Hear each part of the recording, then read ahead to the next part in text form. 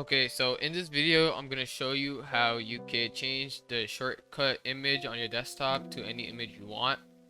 So basically, what you want to do is go to properties on your shortcut, right click properties. As you see, this is a shortcut for the game Deepoken on Roblox. Alright. So basically get any image you want. Let me just search up Deepoken.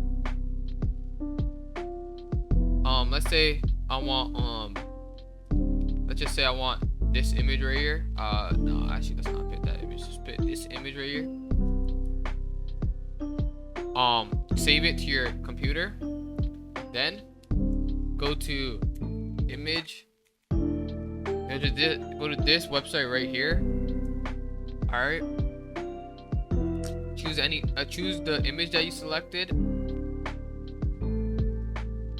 All right, once you choose the image you selected right here, it says file added, press start.